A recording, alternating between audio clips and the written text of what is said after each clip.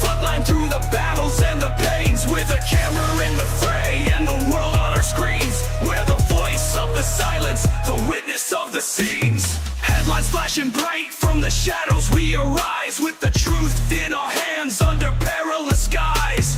Every story told is a battle we fight. Through the darkness and the fear, we bring the light.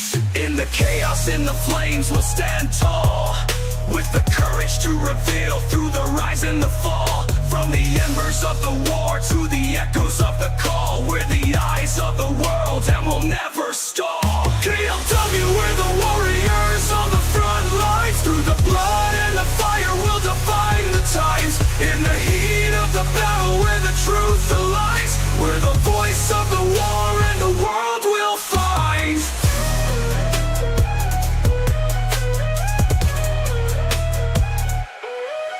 From the ruins and the wreckage, every story's told. Through the tears and the heartbreak, the bravery unfolds. In the darkest hours, when the world's torn apart, KLW brings the stories straight from the heart.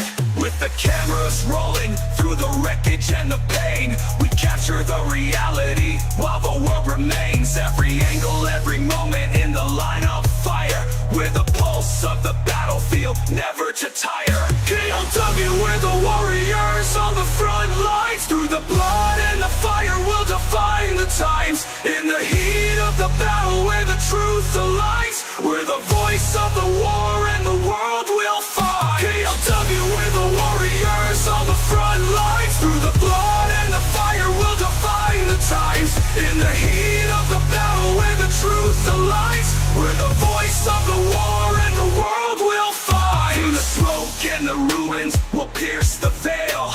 With every breath we take and every tale, we're the heartbeat of the conflict in the shadowed frail. With KLW's vision, the truth won't fail. Stand firm, we're the beacon in the fray. Through the dust and the fury, we'll light the way. In the fight for the truth, where the heroes lay. KLW, the story's here to stay. KLW, we're the warriors on the front lines. Through the blood and the fire, we'll define the times. In the heat of the battle, where the truth lies, we're the voice of the war and the world will find. So here's to the courage and the tales we unfold. In the heart of the conflict, our story's told. KLW, with the truth we hold. In the fire of the war, our legacy bold.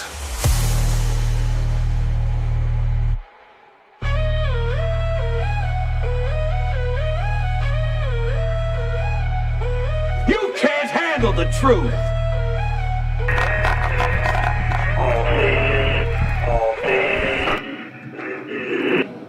KLW World News coming to you live here this afternoon. There has been a lot more activity in Iran this afternoon than what the Trump administration wants to admit. We're going to dig into that while we're here live.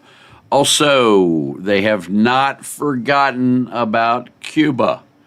As you can see here, they have an RQ for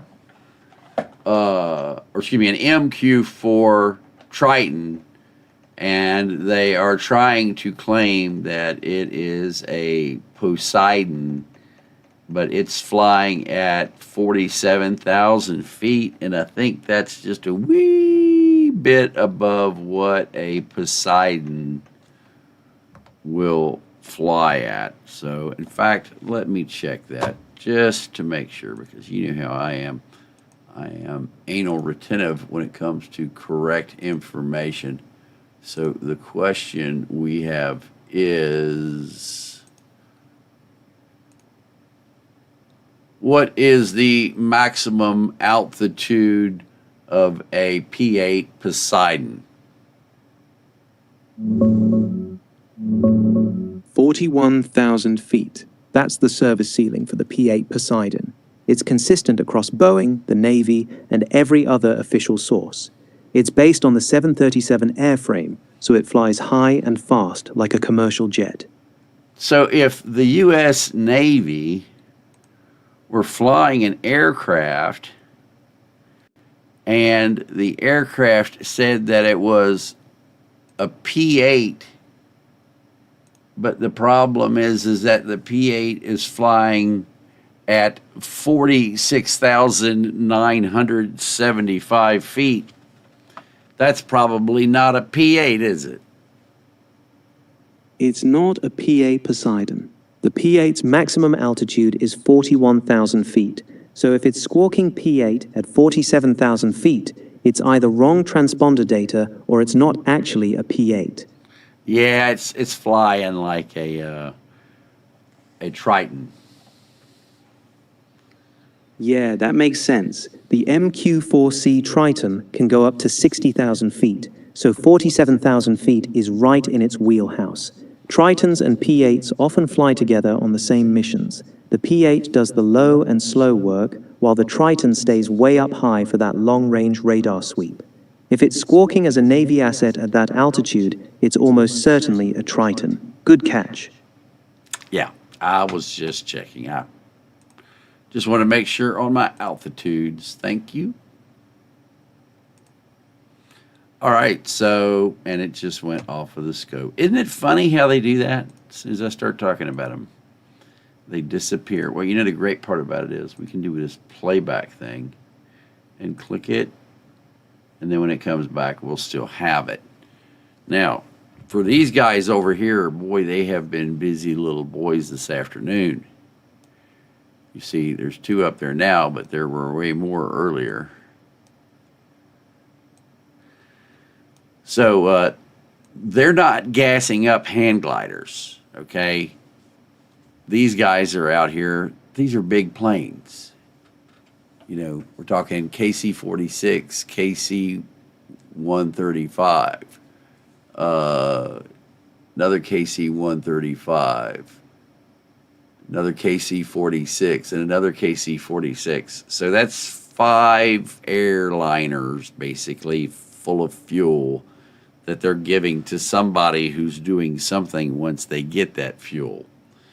But if we went to Iran, we could find out. And of course, we're still busy over the U.S. So I need to get you guys yet another screen down here. You know what we should do? That screen should be a tracking screen for ships.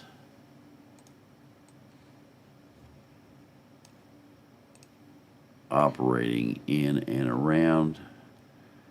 Okay, who wants to pay the $146 for the GPS tracking on the ship finder? Anybody? Well, you know what that means, don't you?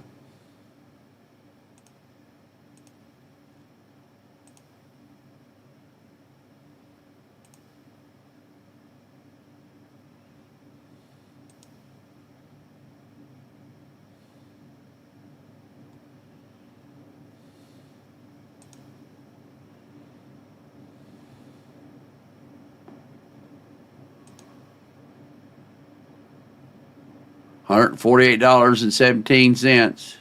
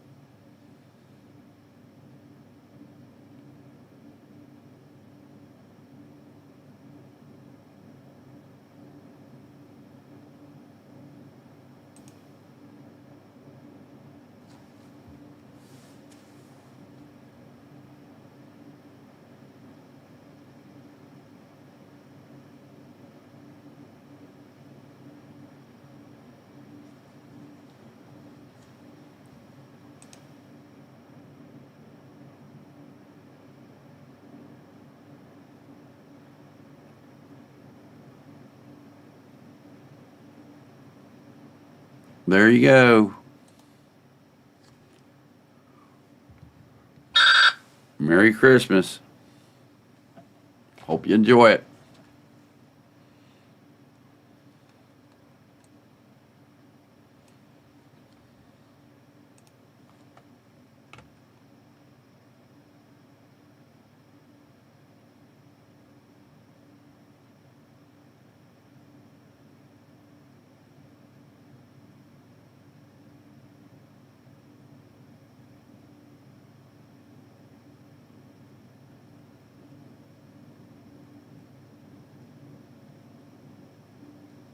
Well, the interesting part is that I put up for the U.S. Navy to confirm the imagery, and they have, rather than their standard answer of we don't confirm information that's speculative or unconfirmed or what have you. So I actually put the satellite images of the, actually, it's not even a satellite image. We got it from Airbus. We put the image from Airbus from 2025 showing the missiles outside of their bunkers on the taxiway or aprons in front of the bunkers. It's in high res. We tagged Southcom with it, and to date there has been zero response from Southcom. There we go. Thank you, Doc. Boy, if I had 100 people like you, I'd be a happy man. You're the man.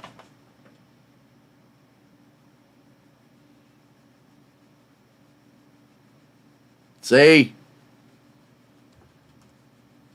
Now I can put the other 50 towards my cell phone bill. It's only $395 a month. Now, we are going on a road trip from hell. It's over 4,000 miles long. You guys are going with me. We are going to places that you have never been. We are going to show you things that you have never seen. We are going to talk about things that have never been talked about. And we're going to show you,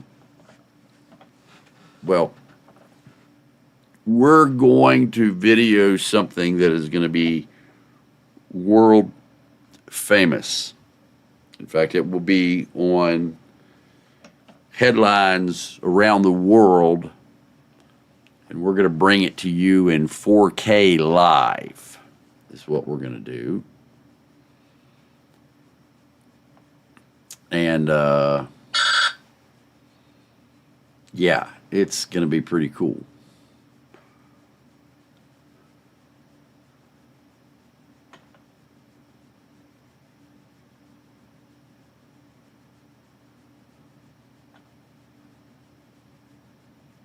So it will be a good day. So let's see what we got here. We got no filters on. Yeah, there's nothing out there.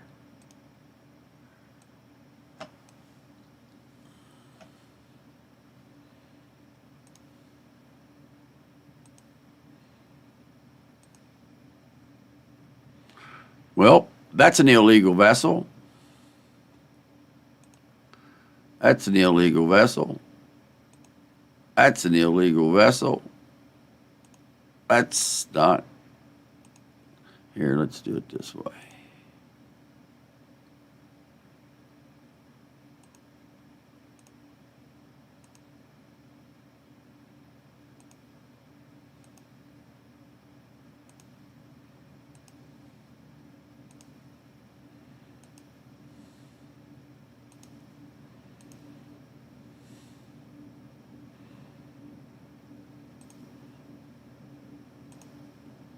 Illegal, illegal, illegal, illegal, illegal, illegal, illegal, illegal, illegal. And my question is, if you've got this many illegal vessels here, how come we're not doing anything about it? I mean, it would be nice if they did, but they won't. We are talking about U.S. bombing Iran. We're showing you the ships that we should have bombed In the meantime, you weren't here earlier, were you? So, yeah. Anyway, I'm digging into all that. I just wanted to bring you the fact that we have Black Cat down here. This is, again, the precursors to us going into Cuba at the exact same time that we've got these guys up here bombing Iran. So I'm gathering all of that for you as Axios is spreading crap. What kind of crap are they spreading today? Is this like smooth and creamy or chunky or what? Please tell us here. We got to know, inquiry minds.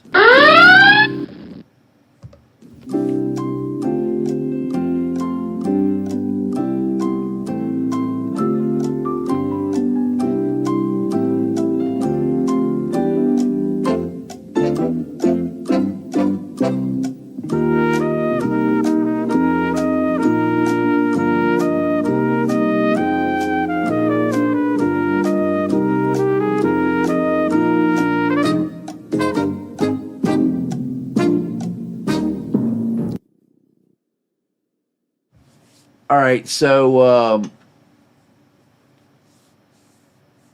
what are you talking about that the IDF? Who told you that the IDF has been merged into our military? Where did you hear that? Please do tell.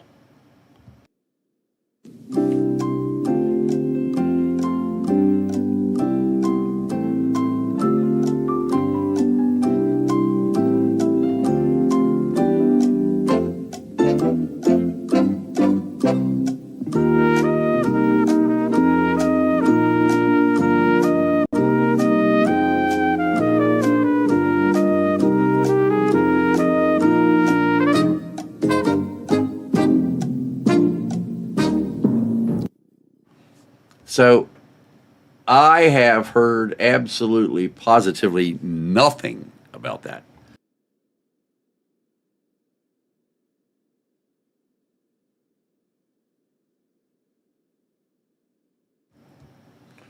Who is saying that they are trying to integrate them, but it hasn't went to a vote yet?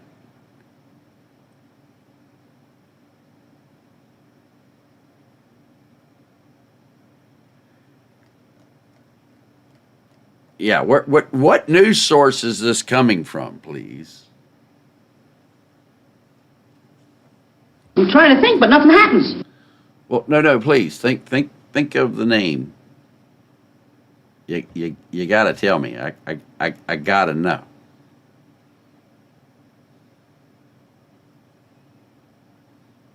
Because otherwise, people are going to think You're a loony.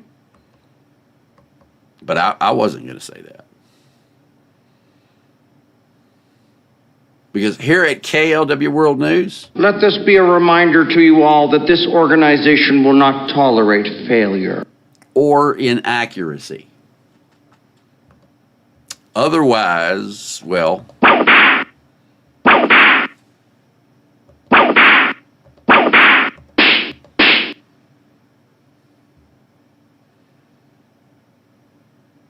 and for the folks who can't handle the truth,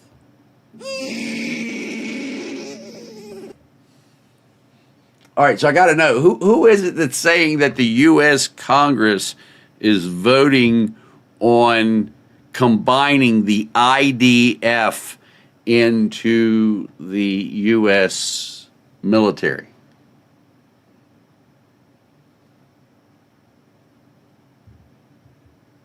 I mean, behind the muted mic.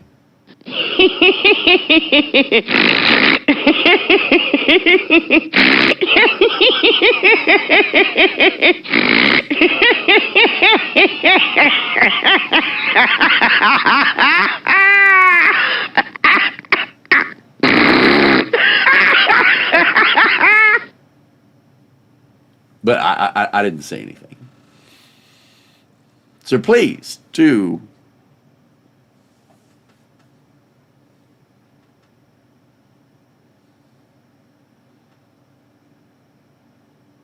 Thomas Maddie has been talking about it. Yeah, that would be nice. I'd like to see the piece of legislation. I'm trying to figure out if you're having an issue with connection. I'm sorry, my friend. It is between you and YouTube because, well, when it comes to internet connection, nobody tops what we have. It's high speed, as you can see. We'll test it again.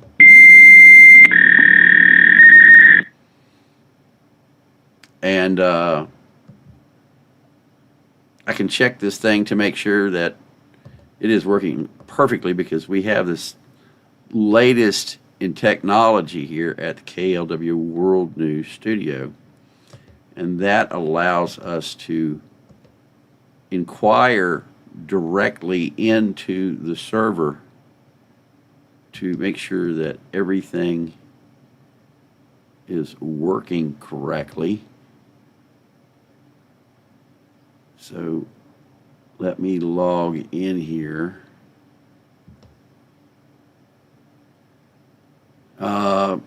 Server, is everything working okay? I am perfect. Well, okay, there you have it. Yeah, we got a perfect connection on our end.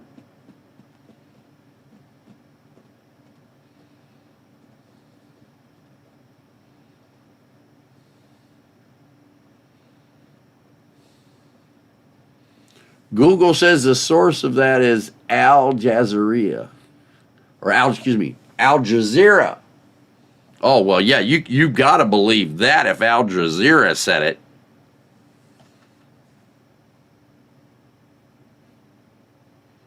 I mean, when it comes to news, Al Jazeera is... I know nothing, I see nothing, and I say nothing.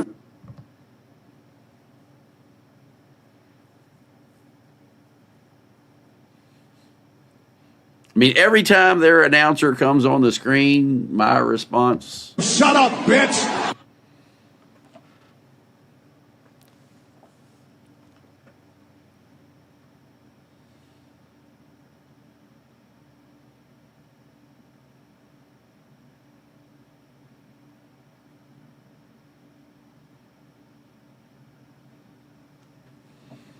Oh, we have had a defense technology cooperation initiative with the Israelis since before 1997. I was working with the Israelis doing that in 1997.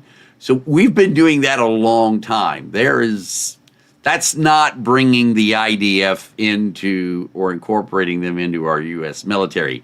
That is allowing IDF to show up at places like which were formerly known as the Dismounted Battlespace Battle Lab, but is now the Maneuver Center of Excellence, or show up out at NTC, the National Training Center, or other places like China Lake, or any of the others. That's not incorporating the IDF into the military in any way, shape, or form.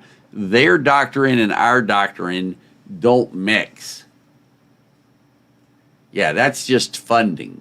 That's just how we give money to research and development and create new cool shit, high speed, low drag. So that's what that is. So you can go back to the source and tell them that Lee said Milda.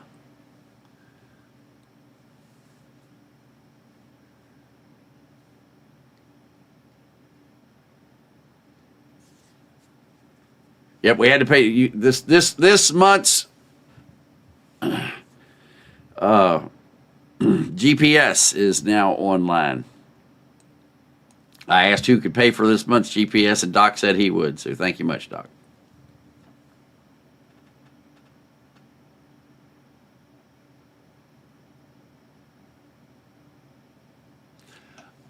Yes, I am well aware of. I didn't bring them up and show them to everybody, but yes, over Europe earlier, we had a bunch of stuff going on over here. And the reason for that is there is actually a NATO exercise looking at all of the nice stuff that the Russians have moved over along the border. Thank you, Mother.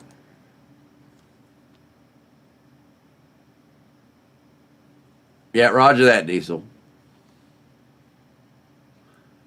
So anyway, let me go back here. I got all four up so you guys can see them. Do the playback. And we can go back here a little bit and we'll see these guys who were up. It was a few hours ago that they were up over there. There's one of them. There we go. Come on, now we had more than that.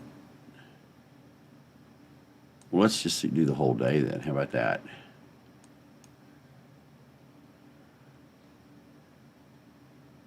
Is that the gentleman's? Ooh, NATO. Okay, that's the first flight of the day. Who are you? Oh.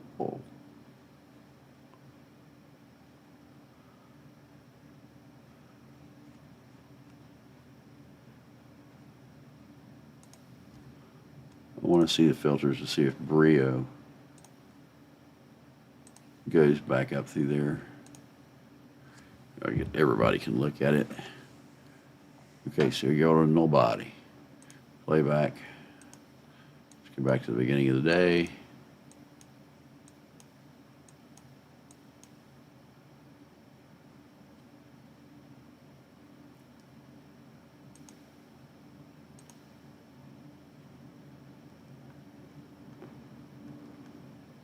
All right, German Air Force. Is this an RC? Nope, it's a Voyager. Okay.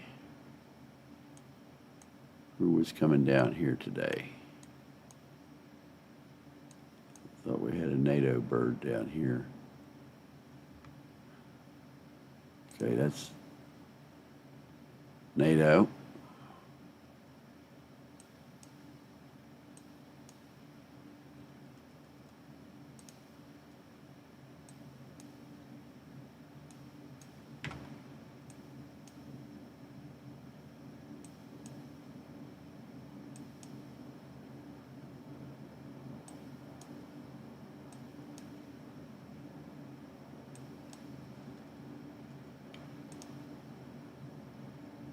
Boy, you've been busy there, haven't you?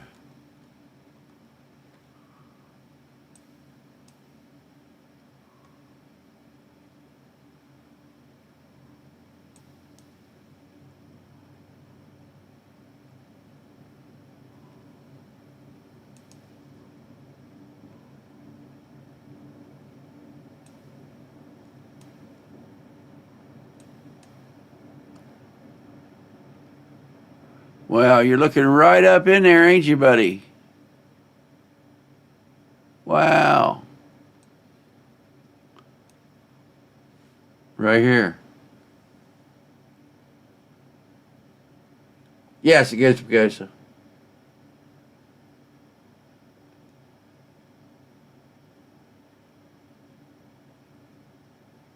Well, if you change browser, you won't get any ads at all, but that's how I get paid. Otherwise, I go bankrupt. If it weren't for folks who make donations to the channel, we'd be in a world of hurt.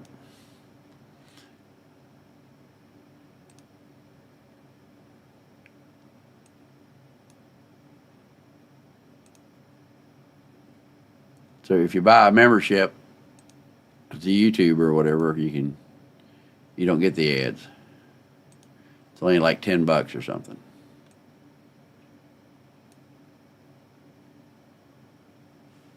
All right, what else we got?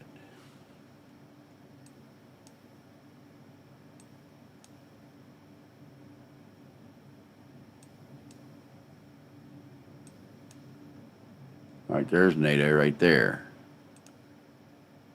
Uh-huh. Oh, and there's another one. Look at that. Two AWACS.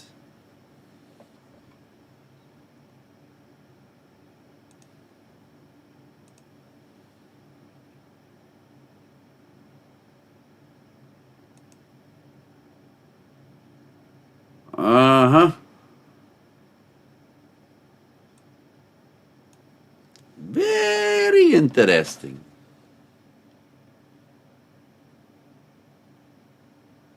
Yeah, see, there you go. YouTube Premium Life, $8.99 a month.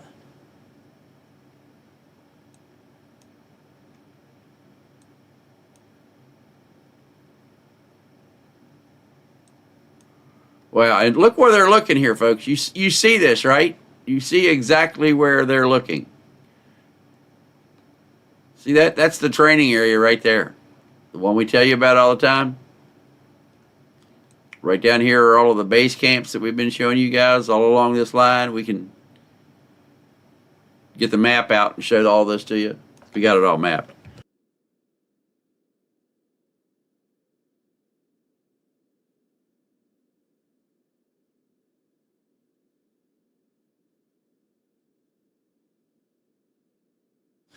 Yeah, Diesel, we got them on the map. They're right here, dude. We're covering the world right now. So, there's NATO. Here's NATO.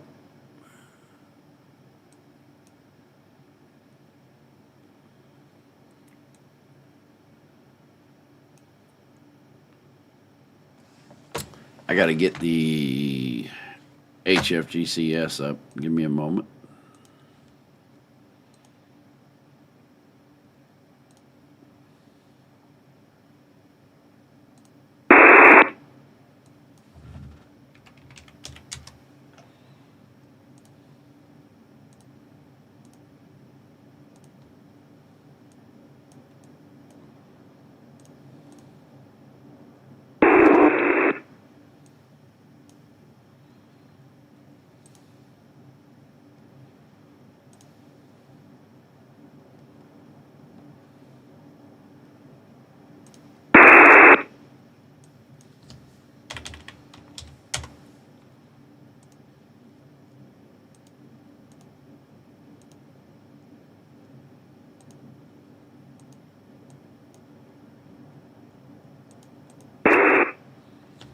All right, we're online. Sweet.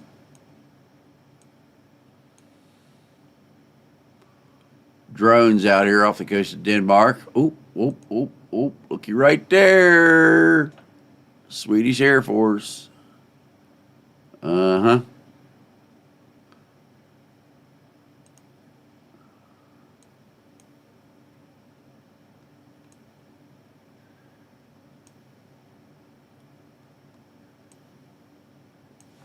Yeah, a lot going on, folks. A lot going on.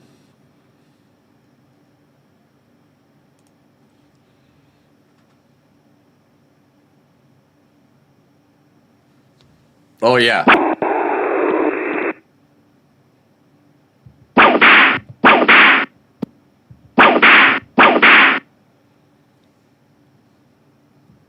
The beatings will continue until morale improves. Why can't you start from the beginning? Because YouTube, once again, disabled DVR. And actually, let me tell you what actually happens.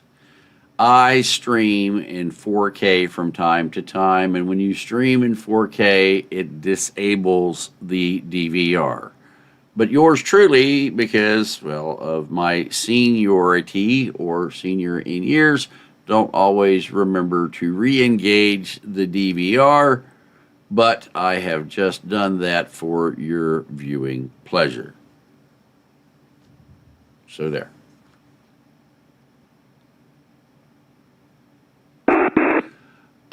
Jerry, I need a bunch, thousands and thousands and thousands. Imagine a van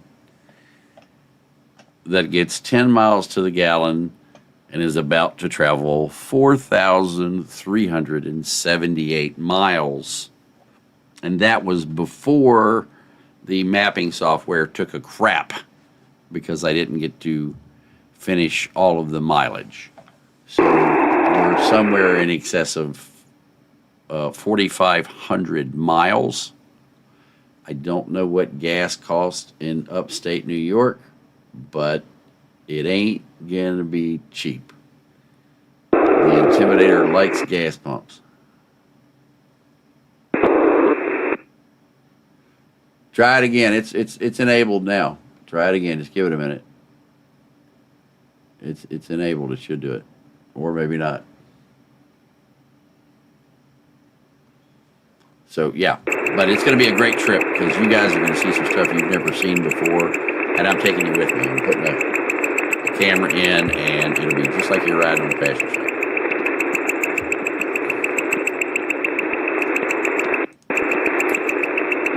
I gotta go. My boss is here. The wife just got here, and she's coming back from the doctor, so gotta go.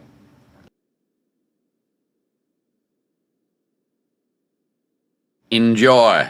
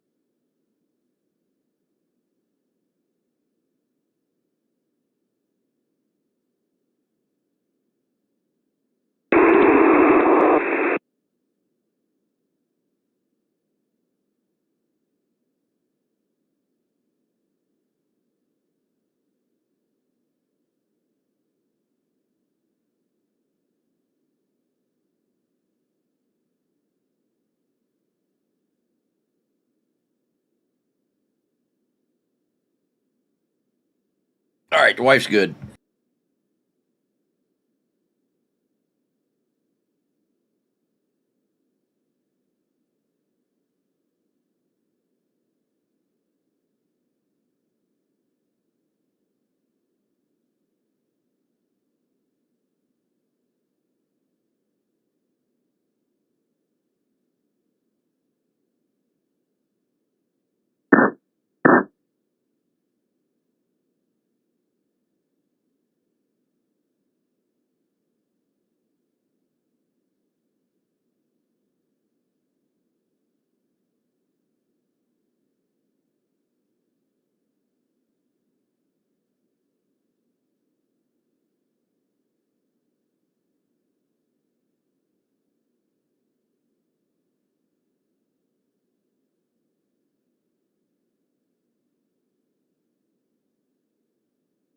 Charles, yeah, we've had open spots for a while now, so go ahead and join. If you had become a bronze, then we would have notified you. But as a silver, you're not. So that's why you didn't get notified. Sorry.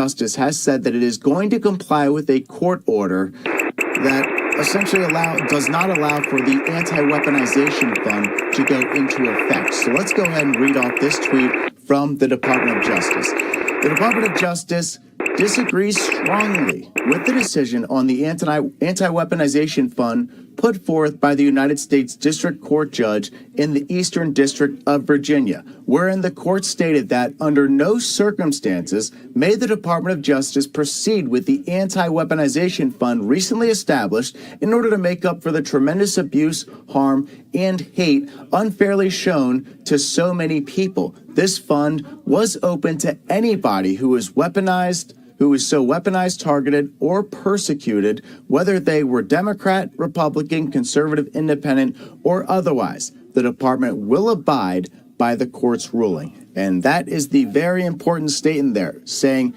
the department will abide by the court's ruling, which essentially is them saying that as of right now, the anti-weaponization fund is no more. Now, could it get brought back up? Could there be some appeal? We certainly could see that. But this came after Axios reported that President Trump and the administration were considering dropping the $1.776 billion anti-weaponization fund. And now it appears the Department of Justice is putting out a statement saying that they are going to abide by the court ruling that essentially forbade them from being able to implement this. Hey, can we get the comments from Schumer and Jeffries put up real quick?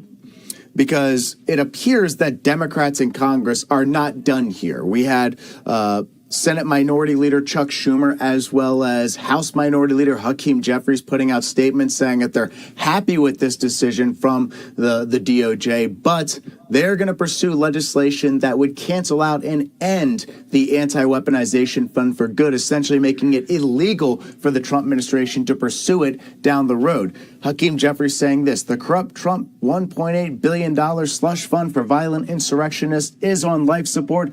Congress needs to pull the plug. And we also have from Chuck Schumer a little bit of a longer statement saying this: if Trump and Republicans are truly abandoning this corrupt scheme, they should have zero problem banning it in law. This week, Senate Democrats will push legislation to ban this slush fund and ensure no president can ever do this again.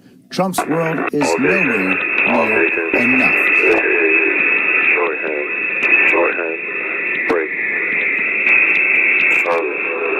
Bravo, Sierra, Unicorn, Hotel, Lima, Lima, Charlie, Bravo, Sierra, Unicorn, Hotel, Lima, Lima, Charlie, Bravo, Sierra, Unicorn, Hotel, Lima, Denmark, message, follow, Charlie, Bravo, Sierra, Newport, Hotel, Lima, Juliet, Zulu, Tango, Foxtrot, Romeo, Echo, Zulu, Unicorn, Victor, True, Bravo, Alpha, Alpha, Echo, Echo, Lima, Quebec, Delta, Alpha, Alpha, 3, Bravo, Bravo, I say it again, Charlie, Bravo, Sierra, Uniform, Hotel, Lima, Lima, Juliet, Zulu, Tango, Foxtrot, Romeo, Echo, Zulu, Uniform, Victor, Tree, Bravo, Alpha, Alpha, Echo, Echo, Lima, Quebec, Delta, Alpha, Alpha, 3, Bravo, Alpha,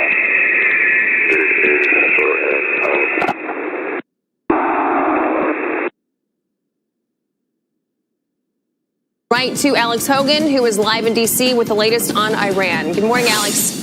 Good morning. So, U.S. Central Command made this announcement just hours ago, saying American forces carried out strikes this weekend, bombing Iranian radar and drone control sites in Gorak, Iran, and Qasem Island. And according to Central Command, the measured and deliberate strikes occurred on Saturday and Sunday in response to aggressive Iranian actions that included the shoot-down of a U.S. MQ-1 drone that was operating over international waters. U.S. fighter aircraft swiftly responded by eliminating Iranian air defenses, a ground control station, and 2 one-way attack drones that pose clear threats to ships transiting regional waters. And now Kuwait says it's intercepting incoming drone and missile fire. That comes as Iran confirmed it carried out retaliatory strikes today, and Iran's Revolutionary Guard today says the source of that is what it calls U.S. attacks on a telecommunication tower. President Trump met with advisors in the Situation Room here at the White House here in Washington on Friday, but had yet to make an announcement over the weekend over how to move forward. Overnight, he posted on Truth Social, writing in part, Iran really wants to make a deal, and it will be a good one for the USA and those that are with us.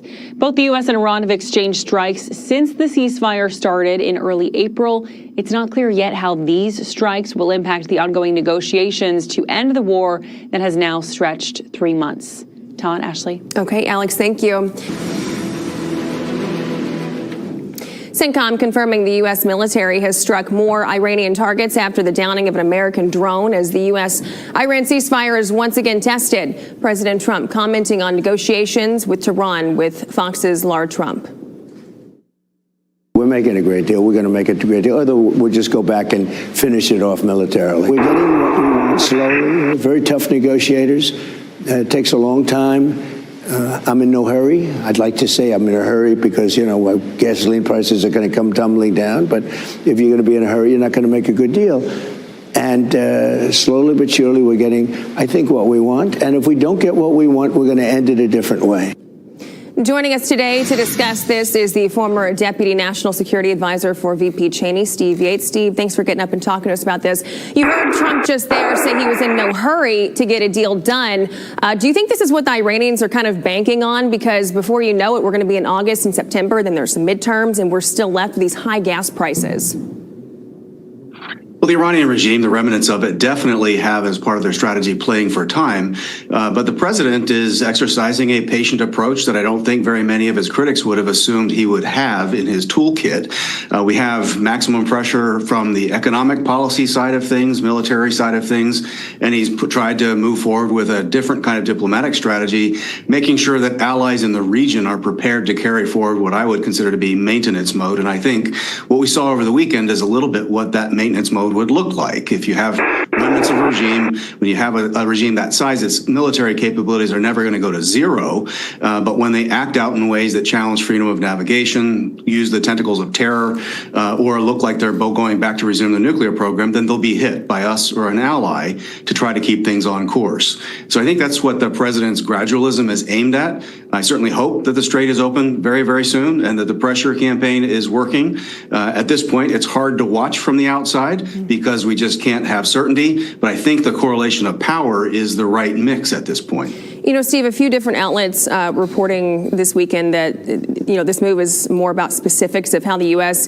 gets the material and the timing, and that's in the reference to enriched uranium. And they're also wanting to amend some of the wording and language around opening the Strait of Hormuz. How important is that? Well, I think facts on the ground are going to matter much more than the wording of agreements. And that's going to come ultimately by this coalition of power that the president is exercising and basically forcing these things to move forward the right way. We have more time when it comes to trying to deal with the ultimate disposition of this very degraded nuclear program. It's a concern, but it's one of those things that it's much, much more important that we continue to degrade the IRGC, this military capability of Iran, and make sure that is in check. That is sort of the tallest tent pole in the Iranian tent at this point. The civilian leadership is degraded. The mullahs, we haven't even had a proof of life out of the new Ayatollah in a while. It's the IRGC that we're trying to influence and contain at this point. I think that has to be mission number one. You know, we talk a lot about the Strait of Hormuz, and in the news media and politicians, they just assume that the average American knows what those words mean and what they are. But in all reality, they don't. So paint us a picture, if you could quickly, of if we don't have a deal made by September, August, around that time, what the next year could look like for us here in America. Well, the Strait of Hormuz is a faraway place. People can be excused for not thinking about it, but it's a very narrow passage where a high percentage of oil, natural gas, and other commodities will transit. It tends to feed world markets. That matters to Americans, even though we have an abundance. If world prices are high, then the abundance we have will get sold to those international markets. That's the way free markets are going to work, and that means prices can still be high for us. But ultimately, I think if the president gets the right allies, our Arab allies and others, to step in and execute on what maintenance needs to look like in this region, that frees America up to focus on our prosperity, other challenges around the world, say a revisionist China trying to challenge us on economic competition and national security challenges in the Indo-Pacific. You know, and then there's also the question, just because Tehran agrees to this and Iran agrees to this, who's to say they're even going to stick to it? My assumption is that they won't, and that's why I think that the coalition of power has to remain in place. We can change what the balance of that is in terms of the expense and the presence of America, but the United States, under President Trump's leadership, has proven that we can come from this side of the world and strike decisively targets anywhere in the world without them knowing we're coming or going. And if we arm and work with our other allies, they have the capability to take better care of their neighborhood. I think we're getting close to that mix. I think the last piece of this has to be the insurers. That's where the financial part of the world has to make it affordable for the shippers to take the necessary risk to actually move their cargo. That has been, I think, a missing link in the last couple of months. It has to happen soon. Okay. Steve Yates, thank you so much for your time this morning. We appreciate it. Be sure to like and subscribe for all the Fox News latest on YouTube, and catch full shows streaming now on Fox One.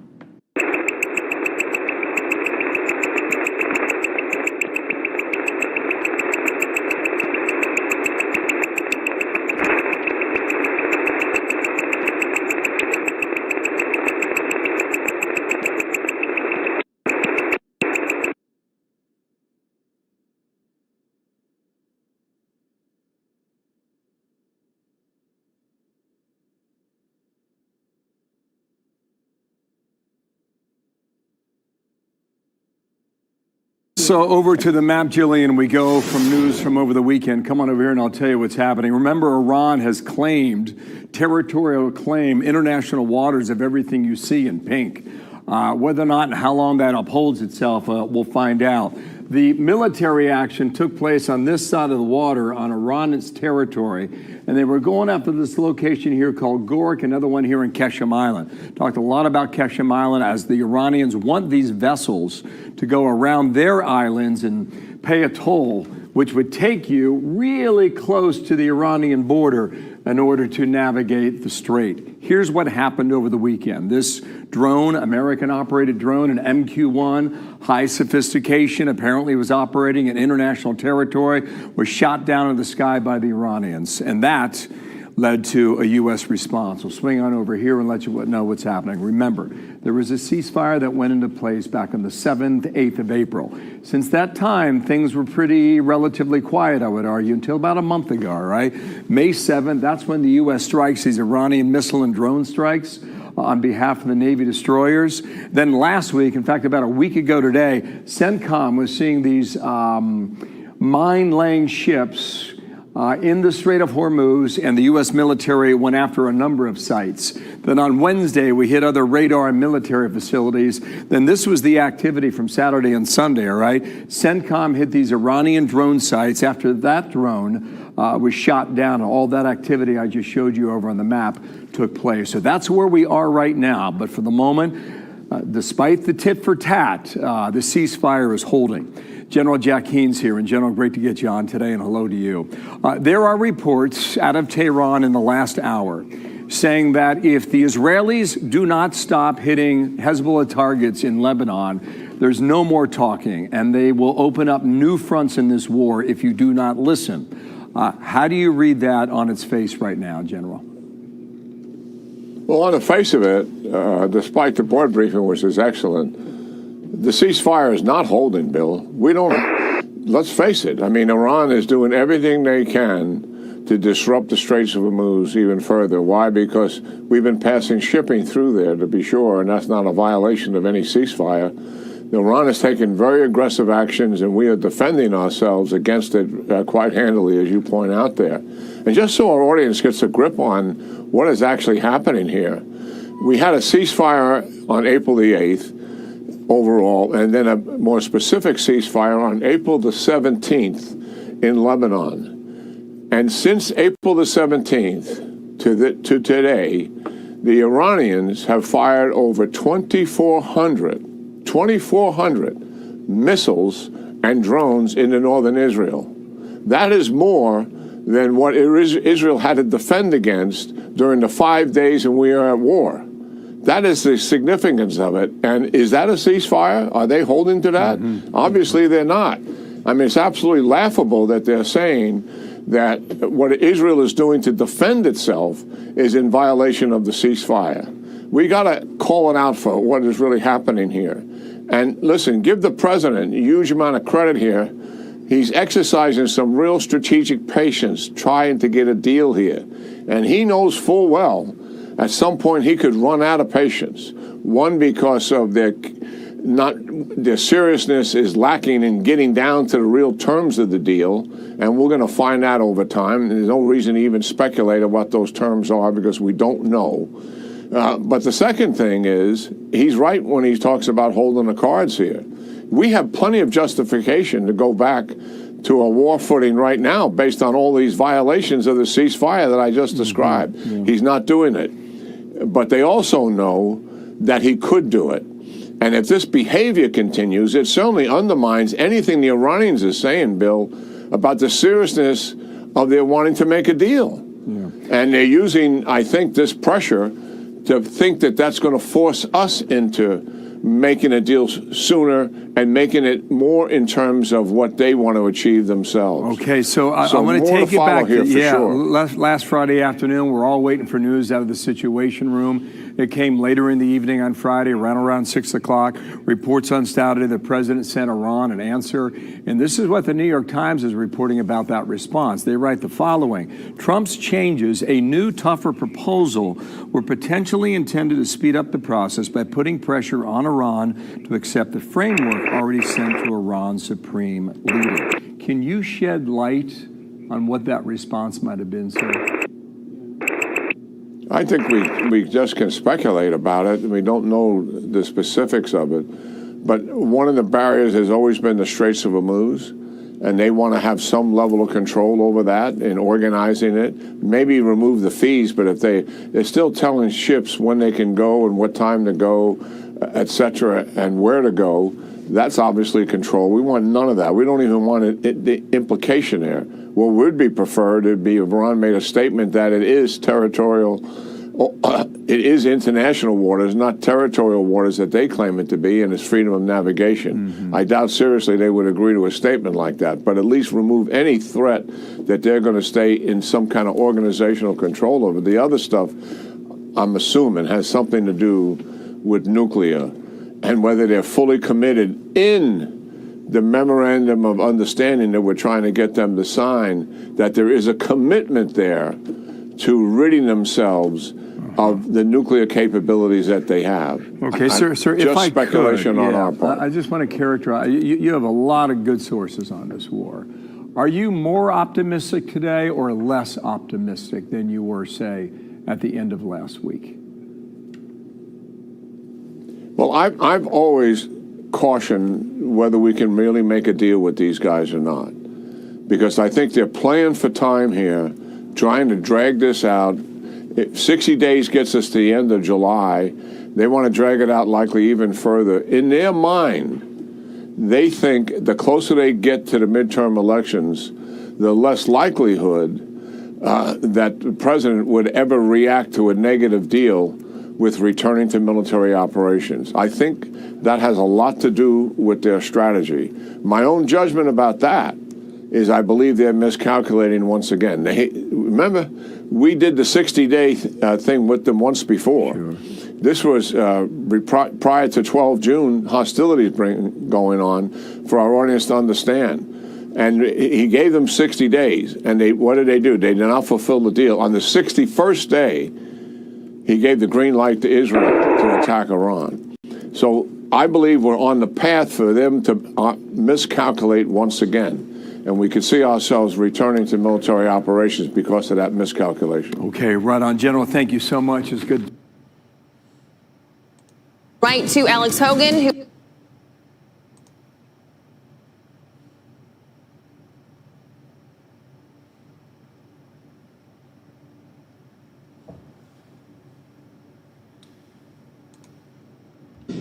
We're close to a very good deal, and if we can make it good, otherwise we just start up with the Department of War, as we call it. I would rather get a deal because we can open the strait immediately upon signing.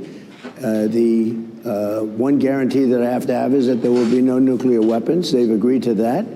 And it was very interesting. They originally said, we will not develop a nuclear weapon. I said, well, what happens if you buy a nuclear weapon? So now it says we will not develop or in any way purchase a military weapon. That's a big difference.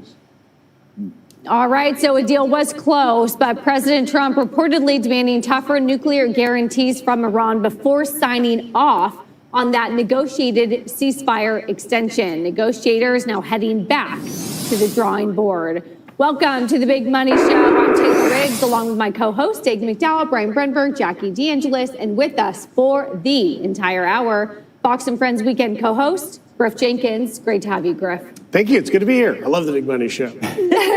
So the U.S. responding to new attacks by Iran, even as the president pushes diplomatic efforts to hammer out a peace deal. Meanwhile, Wall Street is entering a critical week with Friday's jobs report and major chip earnings coming up. Hanging over all of this, consumer prices. Treasury Secretary Scott Bessent insists that inflation is temporary. It's a very limited spike. It's energy driven. It's a supply shock.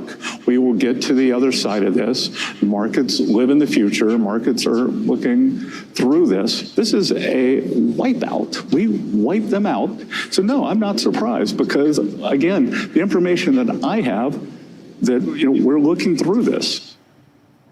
All right, Griff. So we'll get to the markets in a little bit. Certainly looking through all of this, and he is spot on that markets are forward looking and they are seeing something really positive on the horizon. But I want to start with you about just the ongoing and the offgoing. I was making a joke that I was gone all last week and I came in and it felt like things were still kind of where we were a week ago with Iran. And I'm wondering where that frustration level is. Well, if we're going to make a joke, let me just call this the Charlie Brown football Iran deal, because literally we keep getting to a close deal. And I applaud the president's patience to get this done because of the historic nature that this deal would be, because it's not Obama's JCPOA. It's a huge deal, particularly with the implications if it leads to Middle Eastern countries like Saudi Arabia and UAE buying in on the Abraham Accords. But that said, the problem, it seems, Taylor, is that we don't really know who is negotiating this deal, because you keep seeing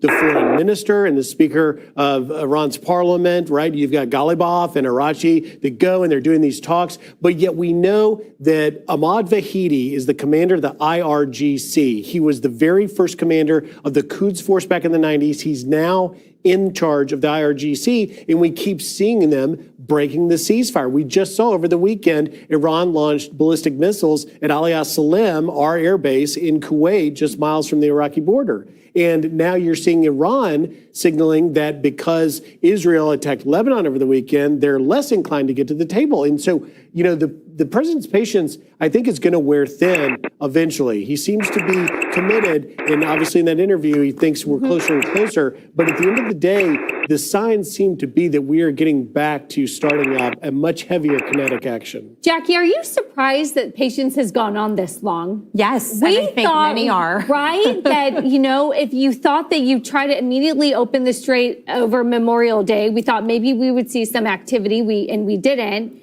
Then that would take a couple months for prices to come down to set us up for the midterms, or at least get through peak driving season with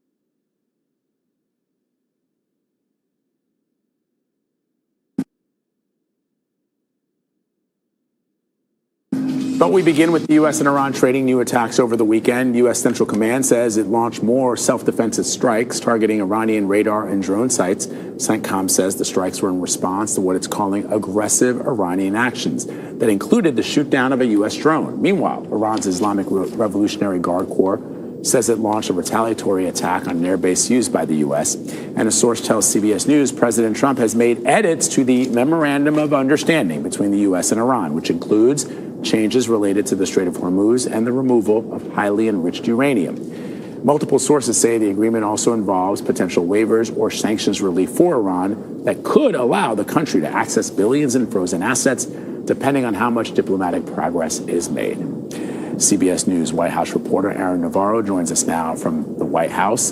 So, Aaron, the ceasefire is a ceasefire in name alone. I mean, there are these new attacks. And so what does this all mean going forward? Vlad, it's 3 notable U.S. military actions in the past 48 hours. As you mentioned, the self-defense, according to CENTCOM, strikes of Iranian radar and drone sites, the interception of 2 Iranian ballistic missiles they claim was targeting American forces at a base in Kuwait, and a strike on a vessel in the Gulf of Oman that was trying to break through the American blockade of Iranian ports. Iran's Revolutionary Guard also says they targeted an airbase the U.S. had used to attack a telecoms tower on what's known as Siri Island, and their own air defenders opened fire on Monday to intercept drone and missile fire from the U.S. It's a clear sign the ceasefire is on the brink, and Iran's leaders this morning at Washington time are saying, in addition to what the U.S. military has done, the increasing Israeli strikes on Lebanon, the capture of the medieval Beaufort Castle in Lebanon, all counts as a violation of the U.S.-Iran ceasefire and could delay this route of diplomacy that the president is attempting. Iran's foreign minister wrote that any violation of the ceasefire on one front will be considered a violation of it across all fronts, and then added the U.S. and Israel bear responsibility for the consequences of any breach of the truce. So, Aaron, as Vlad mentioned, the president has reportedly requested edits be made to the potential agreement. What do we know about these edits? How feasible might they be? And what do we know about the timeline here? This is the third round of revisions now from President Trump. As Vlad mentioned, they are related to the Strait and the removal of highly enriched uranium in Iran. There has been no response yet from Iran, but President Trump has insinuated that he's in no hurry to make a deal. In a post on Truth Social late last night, he told critics to, quote, sit back and relax. Iran has been clear that if they extend this truce, that it will be during that period that they discuss its uranium. They seem unwilling to do so now. So it's hard to see them agree to anything outright, as the president seems to be requesting in these revisions. But sources have also said there could be concessions here for Iran regarding its frozen assets and sanctions relief. In the best case for Iran, that could allow them to access $100 billion in frozen funds, much more than what the Obama-Iran nuclear deal allowed. President Trump said that during the weekend there'd be no exchange of money, but whether that counts Iran accessing frozen assets, we'll have to wait and see. All right, our Aaron Navarro, thank you so much. Thanks, Aaron. For more on this, we're joined by CBS News national security analyst Aaron McLean. Aaron, thank you so much. It seems like Groundhog's Day. I mean, every time we get close to a deal, either the president or Iranian officials have a problem with it, or, you know, then threats get made. What do you think the U.S. will have to capitulate, if anything, to really move things forward here?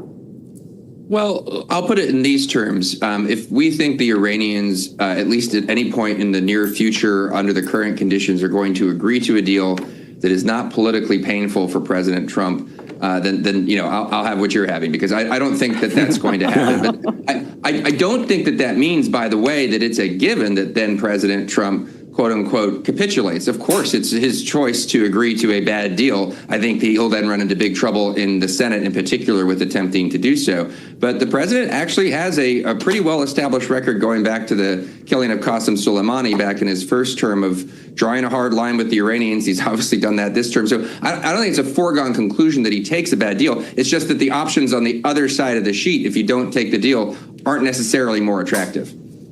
So Iran's foreign minister commented on the situation in Lebanon this morning, Aaron, where Israeli troops have captured a strategic mountain castle. This all sort of begs the question. We've not heard much from the Israelis around the president's daily pronouncements of a ceasefire. I mean, where are they in all of this? Well, so much as there's a kind of low-grade war going on in the Strait and in the Gulf right now over who gets to control that for the future, there is I wouldn't call it low-grade, there is a medium-grade war going on in southern Lebanon between Hezbollah and Israel. They are fighting. Israel is operating north of the Litani River, which is this historic barrier between the central part of Lebanon and the true southern part of Lebanon, where Hezbollah has traditionally exercised control in recent generations. So this Beaufort Castle, this old Crusader castle that Saladin once captured, it today in 2026 is this commanding tactical position overlooking a part of the Litani River, which is quite close actually to the border of Israel, which kind of scoops up at that point. So they are fighting, and the Iranians, as part of their demands for this deal, essentially are demanding that the United States restrain Israel in Israel's fight with Hezbollah. That's a tall order for the United States to do, and it's going to be a tall order for Netanyahu to accept if it comes to pass.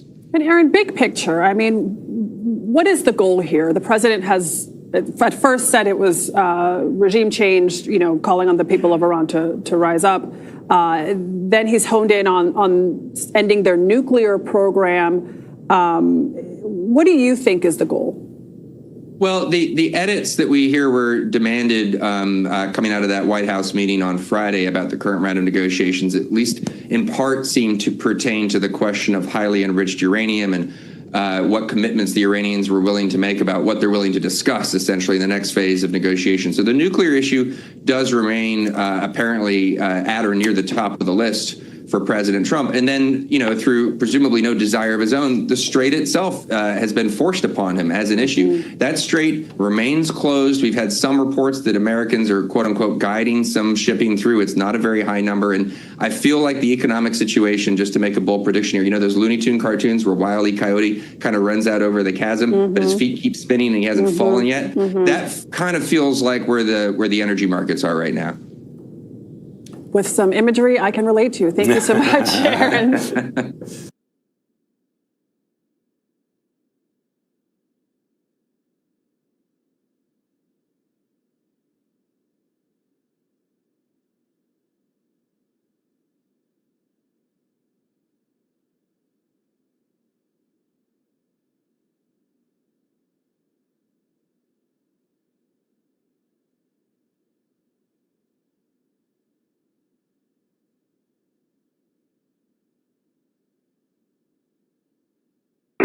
location. Location.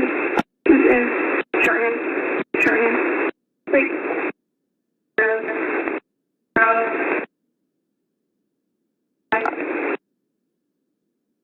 Four. Am Charlie. Bravo. Mike. 6. 4. Am Charlie. Bravo. Mike. Am Message 12. Charlie. Bravo. Mike. 4. Whiskey. 1. 3. 0. 7. Mike. Go. Blue. Alpha. Golf. Oscar. Sierra. Victor. Uniform. Quebec. Go. Tango. 3. Oscar. Bravo. 15. November. I say it again. Charlie. Bravo. Mike. 6. 4. Whiskey. Lima. 3. Kilo. 7. Mike. Go. Zulu. Golf. Sierra. Victor. Uniform. Quebec. Go. Tango. 3. Whiskey. November. This is shorthand of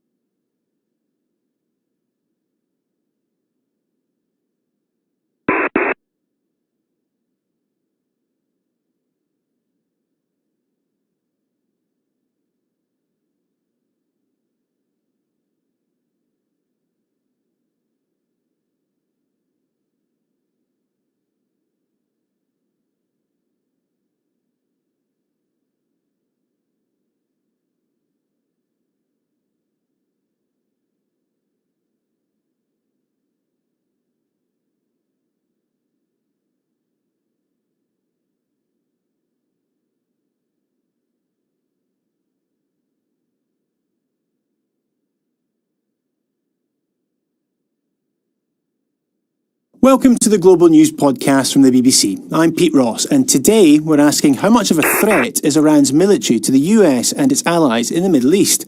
To help answer that question, I've two BBC colleagues with me in the studio. Param Gobadi from BBC Persian and Merlin Thomas from the BBC Verify team. Merlin, you've been looking into the damage Iran's military has done to US bases, and evidence suggests it's more extensive than previously thought. Exactly that. We've seen throughout this war lots and lots of images of US strikes around Iran, targeting military sites, nuclear sites. But what we've seen less of, or less pictures and videos of, are really Iranian strikes on US bases and sites in the Gulf, in the Middle East.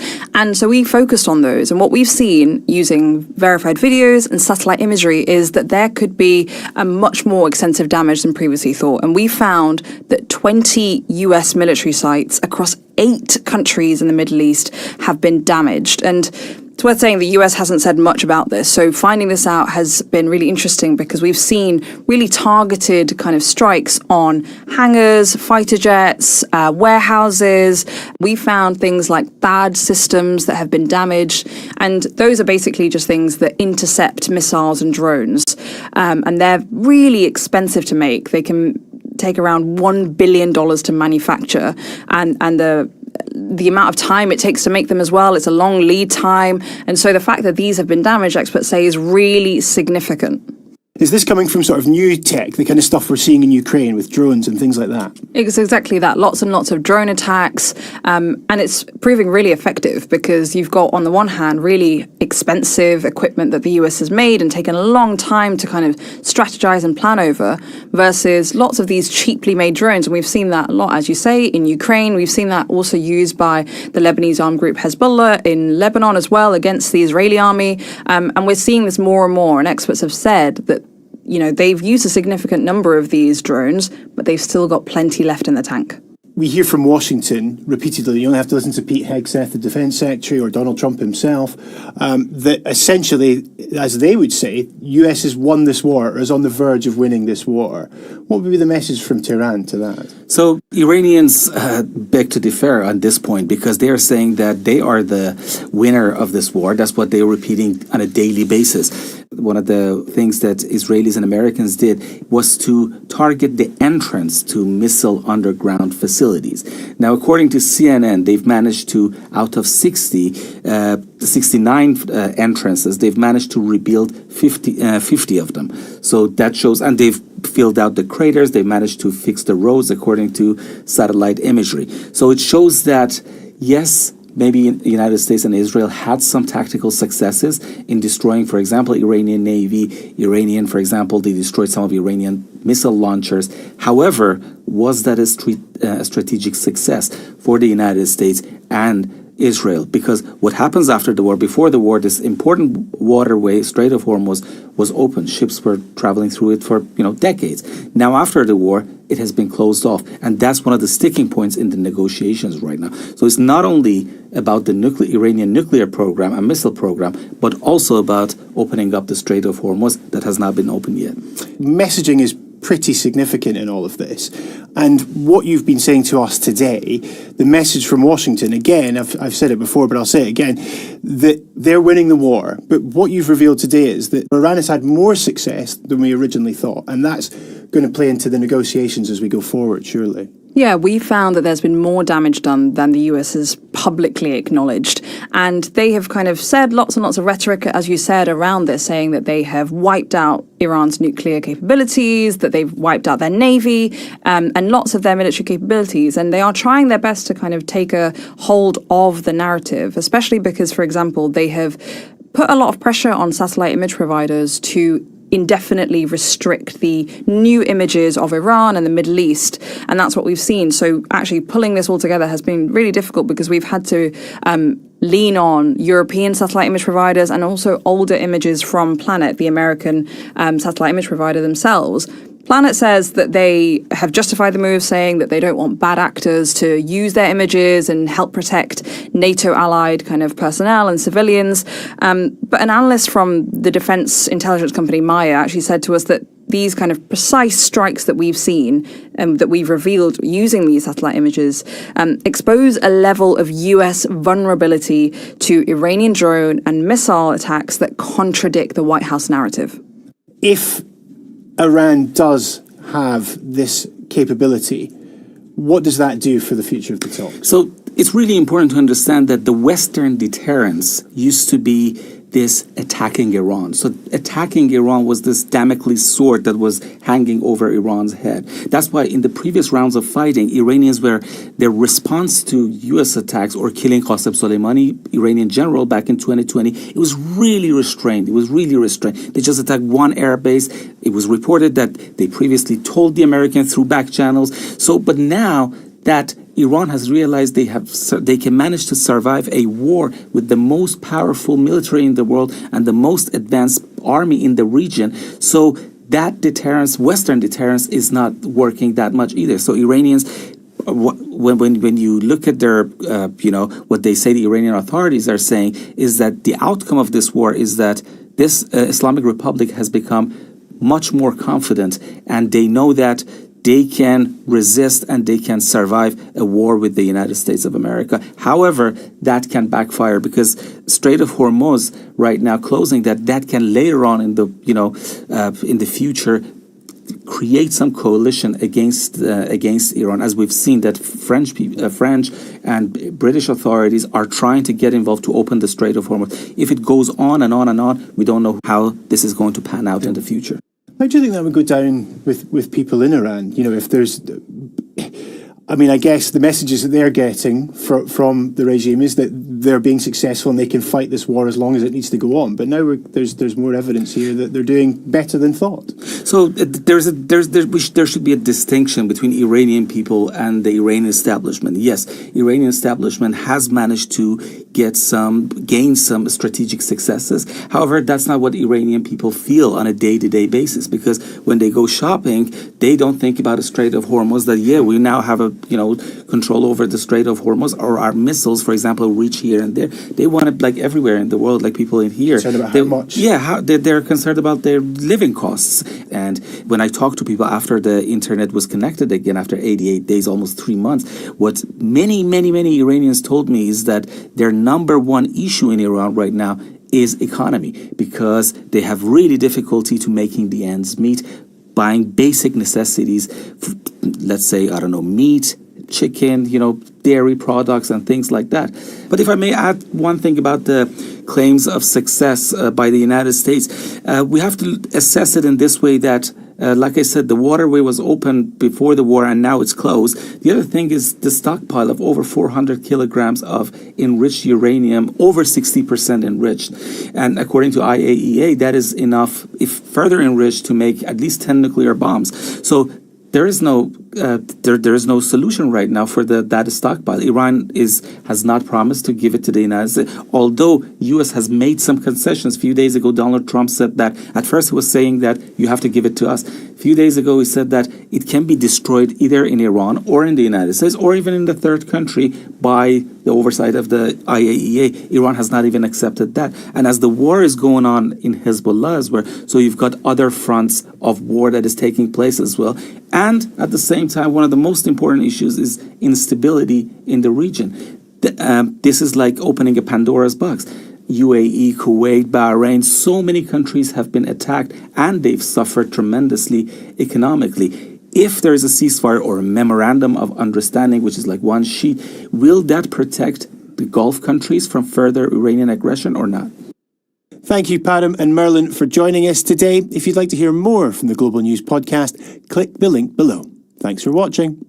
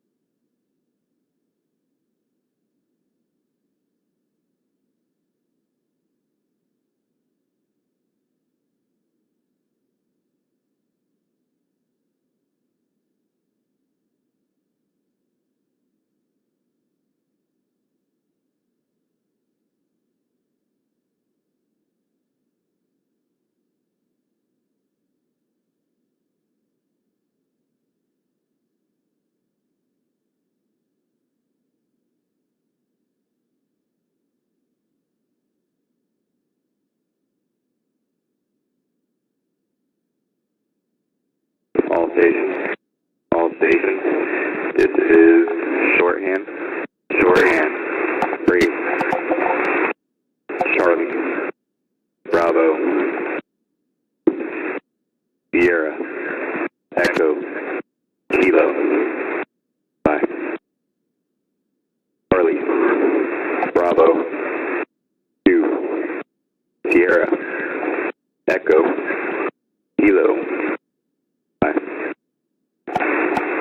Charlie. Bravo. 2. Sierra. Echo. Kilo. Stand by. Message follows. Charlie. Bravo. 2. Sierra. Echo. Kilo. Yankee. Charlie. Hotel. November.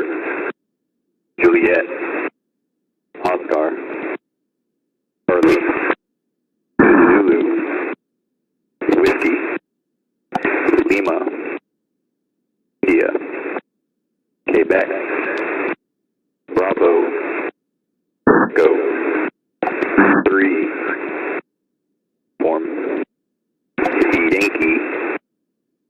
Uniform. Sierra. 4. Golf. Whiskey. Go. Hotel. Say again. Charlie. Bravo. 2. Sierra. Echo. Kilo. Yankee. Charlie. Hotel. November. Juliet. Oscar. Charlie. Zulu. Whiskey. Lima. India. Quebec. Bravo. Echo. 3. Form. Yankee. Form. Sierra. 4. Golf.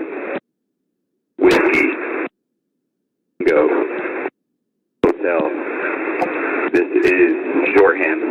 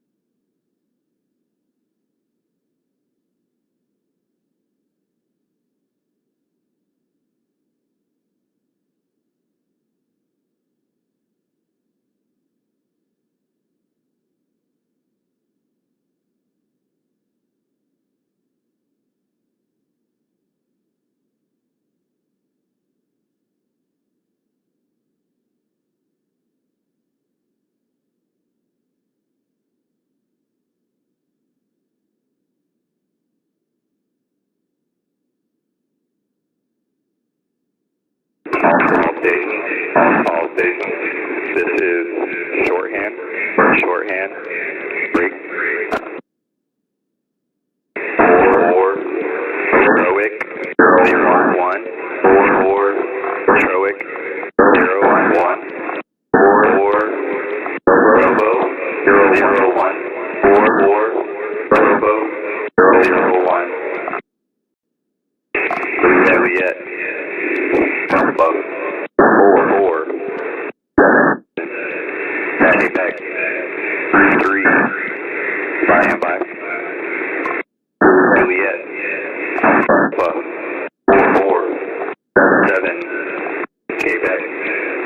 3. Standby. Juliet. Alpha. 4. 7. Back. 3. Standby. Follow. Juliet. Alpha. 4. Battery back. 3. India. 3. Delta. Juliet. Romeo. 5. Uniform. 4. Tango. Delta. Tango. Echo. Alpha. Victor. Whiskey. November. 2. Oscar. 7. Delta. Again. 4. Heroic. 0-1. 4. Heroic. 0-1. 4. Robo. 0-1. 4. Robo. 0-1. Juliet. Alpha. 4. 7. Quebec. 3. India. 3. Delta. Juliet. Romeo. 5. Uniform. 4. Tango. Delta. Tango.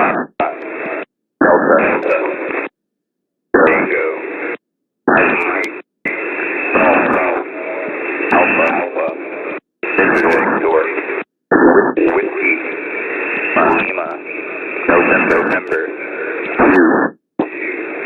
Oscar. 7. Delta. This is shorthand. Out.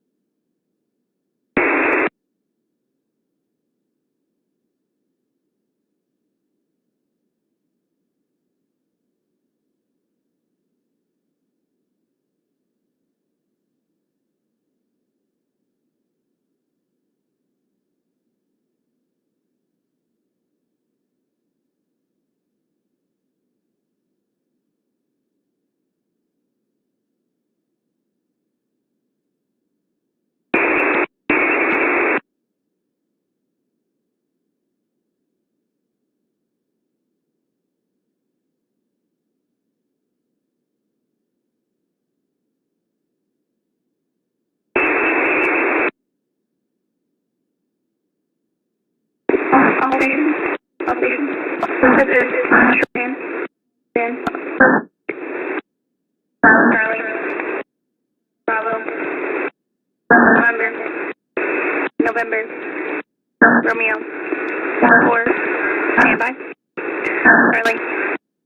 Bravo. November. Romeo. 4. Standby. Charlie. Bravo. November. Romeo. 4. Standby. Message follows. Charlie. Bravo. November. Romeo. 4. Sierra. X-ray. Deer. Zulu. 6. Alpha. Zulu. November. Zulu. November. Alpha. Tango. Okay. Echo. Whiskey. Alpha. Kilo. Lima. Hotel. Tango. Wait again. Charlie. Bravo. November. Romeo. 4. Sierra. Zulu. Alpha. Zulu. November. 3. Zulu. November. Alpha. Nope. 3. Okay. Go. Whiskey. Alpha. Kilo. Lima. Victor. Hotel. Tango. This is shorthand out.